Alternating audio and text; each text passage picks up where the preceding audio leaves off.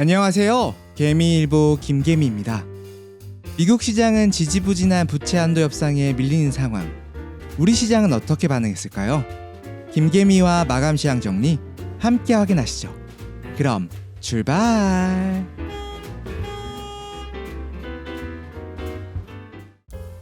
코스피는 어제와 다르게 힘없이 출발. 2시를 기점으로 다시 상승하나 했으나 힘없이 무너지며 보합권으로 마무리. 0.1포인트 하락한 2567포인트로 마감했습니다.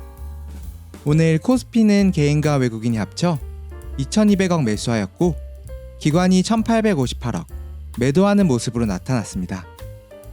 섹터별로 살펴보면 대부분의 섹터 약보합권으로 쉬어가는 모습이었고 그 중에 LG에너지솔루션이 1.92% 상승하며 강한 모습을, 네이버와 카카오, 인터넷 종목들이 한한령 관련 이슈로 크게 하락하는 모습이 특징적이었습니다. 코스피 매수 현황으로 살펴보면 개인은 포스코홀딩스, 네이버, 카카오, 외국인은 삼성전자, LG에너지솔루션, 삼성 SDI, 기관은 코덱스 선물 고버스, LG화학, 코덱스 레버리지 등을 매수 상위에 올려놓습니다. 개인은 2차전지와 인터넷 관련주 등을, 외국인은 반도체, 2차전지, 자동차 종목들을, 기관은 음식료, 조선, 중공업 등을 매수하는 모습으로 나타납니다. 코스닥은 오늘 코스피 대비 더욱 힘이 없던 모습으로 나타났습니다. 보합권을 향해 상승하나 했으나 10시에 한번, 2시에 한번 다시금 주저앉으며 0.43% 하락한 855포인트로 마감하는 모습. 코스닥은 개인홀로 2298억 순매수하는 모습, 외국인이 1478억, 기관이 742억 매도하며 쌍매도하는 모습으로 나타납니다. 코스닥 섹터별로 살펴보면 오늘 대부분 푸르거나 보합권인 모습. 어제 증설 공시가 나왔던 에코프로비엠이 2% 이상 상승했으나 상승분을 반납, 1.03%로 마무리하는 모습이었고 리튬 관련 일부 종목들과 바이오 일부 종목들이 상승, 대부분은 힘없는 모습으로 나타났습니다. 코스닥 매수 현황으로 살펴보면 개인은 에코프로비엠, 에코프로, 기가비스, 외국인은 루닛, 동진세미캠, YG엔터테인먼트, 기관은 LNF, IS, 메디톡스 등을 매수 상위에 올려놓습니다. 개인은 2차전지, 엔터, 바이오를, 외국인은 반도체, 의료기기, 엔터, 기관은 2차전지와 바이오, 제약 등을 담는 모습으로 나타났습니다.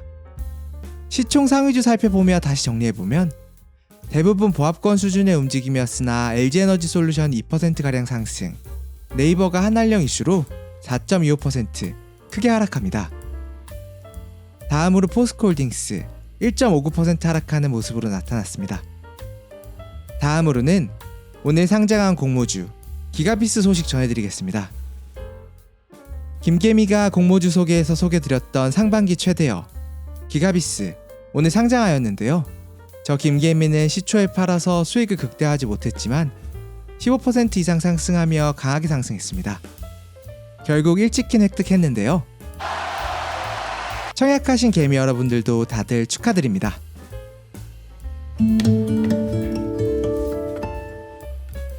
오늘은 어떤 종목들이 특징적이었을까요?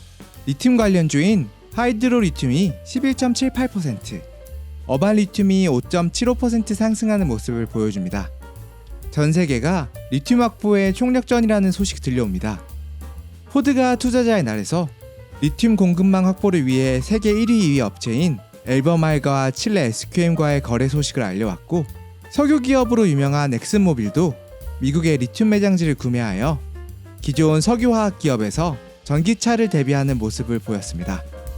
다음으로는 곡물 관련 소식이 들려오며 한탑이 상한가를, 팜스토리가 11.22% 상승합니다. 협정을 연장했던 러시아, 뒤통수를 쳤는데요. 곡물 협정을 위반했다는 소식이 들려왔습니다. 러시아 쪽에서 피브데니 항구를 차단해 곡물 이동을 막고 있다는 소식인데요. 외신에서는 러시아의 이 같은 조치에 약속을 이행할 것을 촉구하며 식량을 인질로 잡는 것에 대해 비판했습니다. 다음으로는 온실가스 관련 소식으로 클라우드에어가 상한가를, 에코바이오가 19.44% 상승하는 모습을 보여줍니다. 정부의 2조 규모 탄소 포집 저장 사업에 기대감이 높아지고 있다는 소식 때문인데요. 사업 규모는 2조 4천억 원 이상, 기간은 2025년부터 30년까지 6년으로 온실가스 감축을 위한 인프라 구축과 탄소 감축을 위한 사업으로 알려졌습니다. 클라우드에어는 이러한 탄소 포집 기술을 정부와 상용하여 수혜를 받는 기업으로 금일 상한가에 도달하는 모습으로 나타났습니다.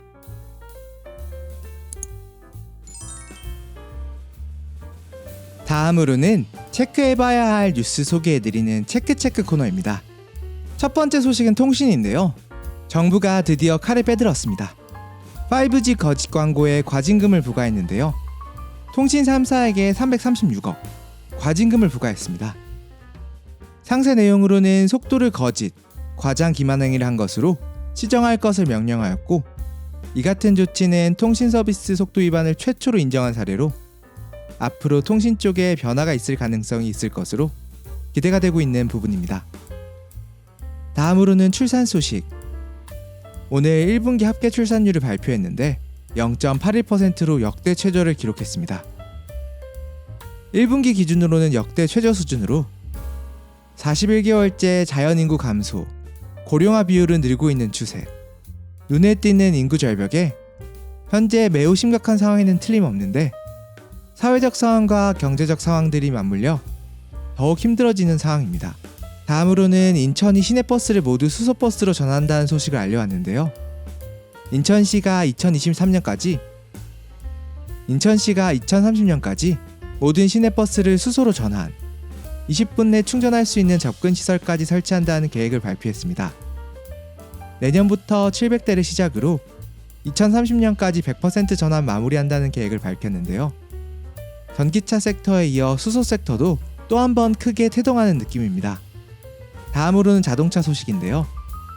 미국의 캘리포니아에서 가솔린 차량 완전 금지 추진을 신청했다는 소식을 알려왔습니다. 2035년부터 판매를 완전 금지하기 위해서 환경보호국의 신청 후 승인을 기다리고 있다고 소식이 전해졌는데요. 2026년부터 시행하여 2035년에 최종적으로 판매를 완전 종료한다는 내용을 담고 있는 것으로 알려졌으며, 승인이 될 경우 전기차, 수차, 친환경 차량에 대한 전환 움직임이 더욱더 가속화될 것으로 보입니다. 다음으로는 중국의 한한령 관련 소식 전해드리겠습니다. 다시금 한한령에 대한 소식이 불거지고 있는데요. 가수이자 배우인 정영화 씨의 중국 출연이 돌연 취소되고, 포털 사이트인 네이버의 메일 서비스에 이어 접속 금지까지 되고 있는 상황. 현재 중국 외교부의 확인 결과 개별적으로 확인하라는 입장을 밝혔습니다. 일각에서는 최근 G7 회의에 대해 불편한 심기를 드러낸 보복성 짙은 조치라는 시각도 있었습니다. 경제도 어려운데 외교적 문제까지 발생하니 첩첩산중인 것 같습니다.